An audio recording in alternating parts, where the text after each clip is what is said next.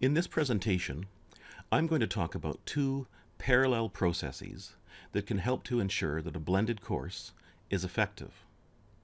The first process is one that I'm sure you're already familiar with, but I'm still going to work through it because it will help to set the stage for the second process, which might be less familiar. The first process revolves around learning outcomes, and the second process revolves around instructional challenges. Let's start with the principles and assumptions of the first process. First, a well-designed course is one that aligns learning outcomes with learning activities and with assessments. Learning outcomes are simply what you want your students to be able to do or understand at the end of your course. Learning activities are the activities that your students will engage in to help them achieve their learning outcomes. Assessments are the means by which you, the instructor, will assess whether students have achieved their learning outcomes. And as I'm sure you know, assessments can take two forms. First, formative assessment, which provides feedback to the students so that they can improve or reform their learning. And second, summative assessment, which provides a grade to the student that contributes to their final mark in the course. Obviously, learning outcomes, learning activities, and assessments have to be aligned or congruent for a course to be successful. If they're not, then you'll end up expecting your students to learn X. They will actually learn Y, and you'll be assessing them for Z. Neither you nor your students will end up very happy. In a blended learning environment, you still need to align learning outcomes, learning activities, and assessments. But doing so is a bit more challenging because the learning activities can take place online or offline or both. To bring this all together, I'm now going to show you a single template that I created to help instructors align their learning outcomes, learning activities, and assessments in a blended environment. Additionally, the template encourages them to think about whether the learning activities should be online or offline, and it encourages them to think about how the online learning activities and the offline learning activities can be interwoven so that they support one another in a way that makes the course truly blended. Finally, the template invites instructors to think about whether a given assessment should be formative or summative in nature. So first of all, you'll see that this template has three main columns: one for learning outcomes, one for learning activities, and one for assessments. The fourth column simply lists some questions that instructors should ask themselves as they are working through the template. I'll get to that fourth column in a minute. Let's look a bit closer at the second column. You'll note that it asks whether the learning activity in question will be online or offline. Online simply means that it takes place in a learning management system or in some other cloud-based platform. Offline means that it takes place in the classroom or library or lab or some other traditional learning space. Now, in the assessment column, the instructor has two more choices, namely, to decide whether the assessment should be formative or summative or both. Here's the same template filled in with some examples for a course in Shakespeare. Let's start with the instructor's first learning outcome, which is this: students will understand how Shakespeare mixes genres in his plays in order to create more complex works. The corresponding learning activity that the instructor has devised is this. In an online discussion group that will continue throughout the term, students will provide examples from each play where Shakespeare mixes genres. For example, where he puts comic elements into tragedy, serious elements into a comedy, realistic elements into a romance, and so on. Now, you'll note that the instructor has identified this as an online learning activity because it takes place in an online discussion group. Next, let's look at the assessment component. The instructor says that each student's contributions to the online discussion group will be assessed 3 times in the term. The first assessment will be only formative. That is, the assessment will only provide feedback. The second assessment will provide feedback and will be graded. The third assessment will be graded without feedback. This will account for 35% of the final grade. You'll note that the instructor has identified this assessment as both formative and summative. It's formative because the students do receive feedback, but it's also summative because they are eventually graded. Now let's look at the next learning outcome, because I want to emphasize how the offline and online components can build upon one another to create a truly blended course. So, the next learning outcome that is listed is actually the same as the previous learning outcome. Namely, students will understand how Shakespeare mixes genres in his plays in order to create more complex works. The associated learning activity this time, though, is an offline one, and it builds upon the previously noted online learning activity. It says, after studying each play, students will, in small groups, prepare a 10-minute presentation that summarizes the mixed genres in that play, and will offer some suggestions about why Shakespeare did so. Each week, 2 of those small groups will be chosen at random to present to the rest of the class. Clearly, students will be better prepared to successfully complete this offline small group project because of the foregoing online learning activity. The 2 learning activities, one online and one offline, build upon one another. Connecting the online and offline components of the course in this way is what helps to make it a truly blended course. A useful visual metaphor is that of the double helix that we associate with DNA. The 2 strands are not separate, but rather weave around one another and are joined by occasional crosslinks.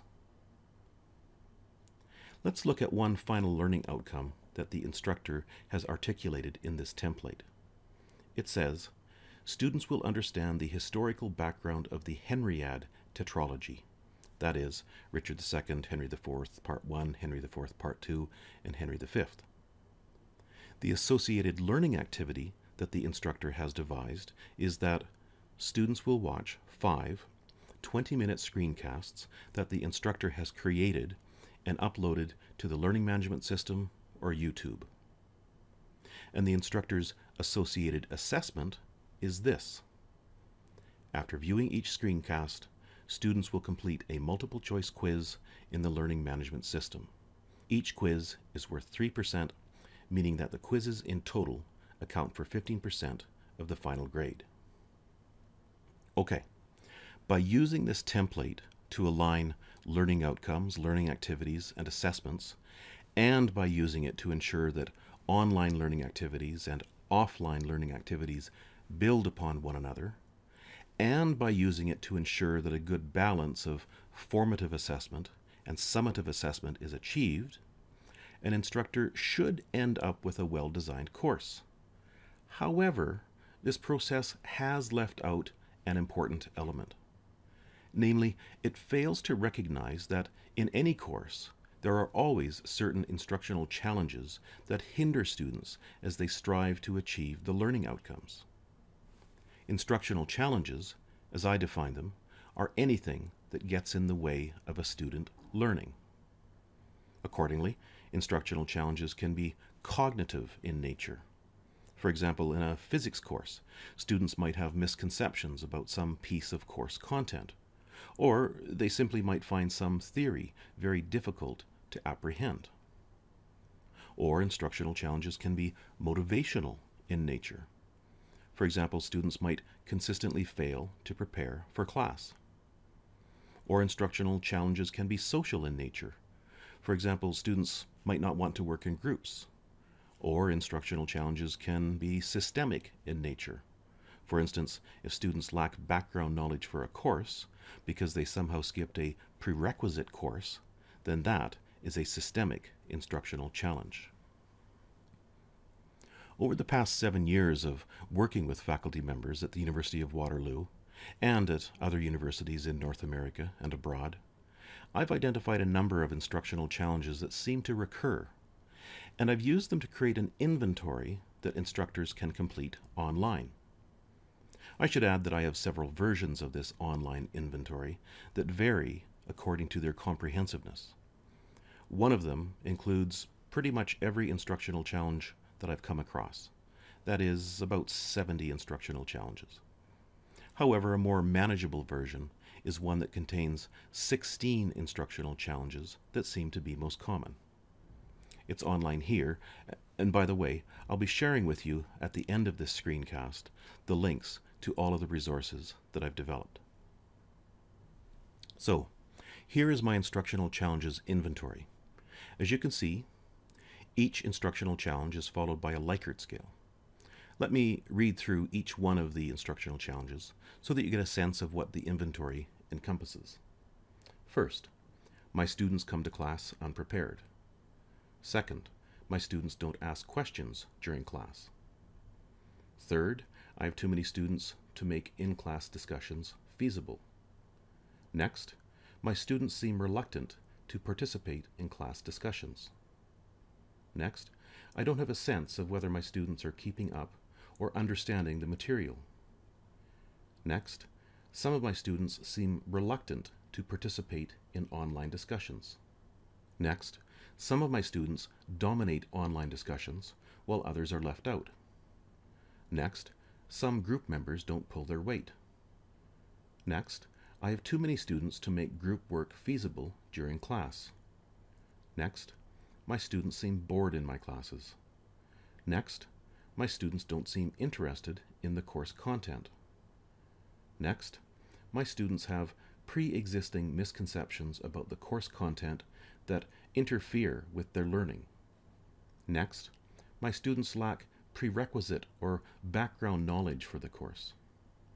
Next, my students submit plagiarized work or cheat during tests and exams. Next, my students make little attempt to incorporate their feedback into subsequent assignments. And finally, I have so many students that it's not feasible to provide personalized feedback to all of them.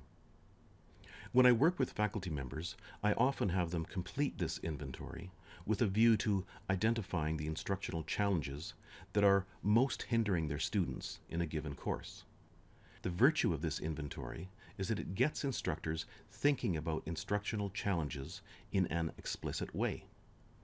Often, instructors will have an implicit awareness of what is preventing their students from learning as effectively as they might. But this inventory can bring that implicit awareness to the surface. Once the instructional challenges have been explicitly identified, it's much easier to develop strategies for resolving them. And that's what I'm going to move on to now by using a secondary process that is parallel to the one that I discussed earlier. For this secondary process, I've created a template that resembles the one we looked at earlier. The main difference is that the first column is devoted to instructional challenges rather than learning outcomes. The next column is for articulating a learning activity that will help to address the instructional challenge. And as with the previous template, the instructor is asked to consider whether that learning activity should be online or offline. The third column is for identifying an assessment that will determine whether students have actually overcome the instructional challenge or not. Moreover, it invites instructors to consider whether that assessment should be formative or summative. Let's now use this template to work through 3 instructional challenges for a course in Shakespeare. The first instructional challenge that the instructor identifies is this: students don't want to spend time learning the historical background that they need to fully understand Shakespeare's history plays, such as Richard II. The associated learning activity that the instructor has proposed to help resolve this instructional challenge is an online one. Specifically, it's this: working in small groups, students will use the synchronous collaboration feature of CMAPs to create a concept map of the family tree of the Tudor royal family. That is, the royal family from 1485 to 1603. The associated assessment, which ensures that the learning activity does address the specified instructional challenge, is this. The concept maps are graded by the teaching assistant for the course. This accounts for 2% of the final grade. Moreover, because it does contribute to the final grade, the instructor has identified this as a summative assessment. Let's look at the next instructional challenge. Many students are consistently late for class. The associated learning activity, which is done offline, is as follows. At the beginning of every class, a brief quiz, 5 questions, based on content from the previous class is administered. Students respond to the quiz in class using clickers. The associated assessment is purely summative because the students receive no feedback, but the quizzes do contribute to the final grades of the students. Let's look at one more instructional challenge, namely, my students don't ask questions during class. The learning activity that the instructor has devised to address this instructional challenge is as follows. For each class, a Google Moderator session is set up which allows students to post questions online and to vote on each other's questions. The instructor or teaching assistant monitors these questions and responds to the ones that receive the most votes.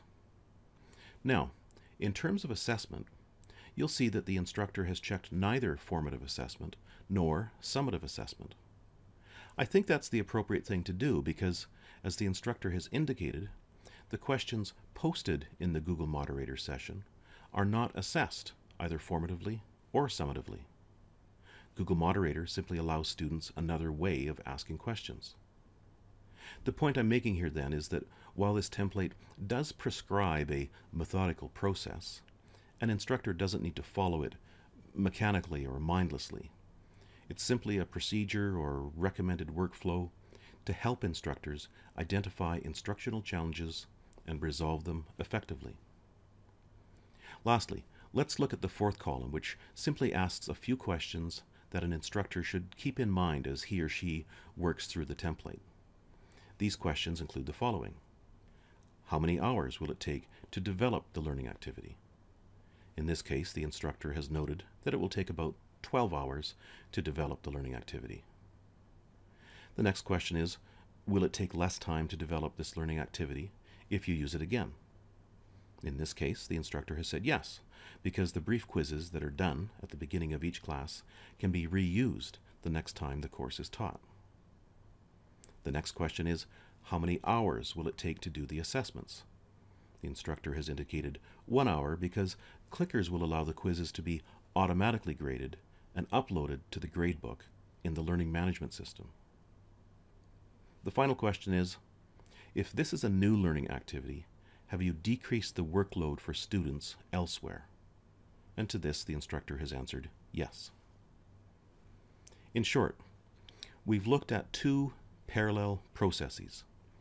The first process, which was probably familiar to you already, focused on ensuring that learning outcomes, learning activities, and assessments were all aligned with one another. It also highlighted the need for instructors in blended environments to think carefully about whether a given learning activity should be online or offline, and the importance of interweaving the online and offline components in a kind of double helix manner so that the course is truly blended. It also encouraged instructors to consider whether a given assessment should be summative or formative in nature, or both. The second process is one that is intended to supplement the first process.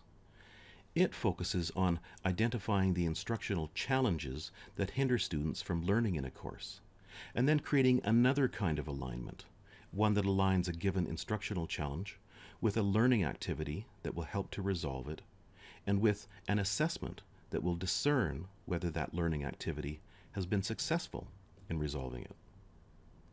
By using the templates to think through these 2 parallel processes, an instructor should be able to develop a very successful blended course. You're welcome to use or adapt the templates that I've developed, and also to use or adapt the instructional challenges inventory that I've developed. Links to all of them are available at bit.ly/Morton-Eli-2013.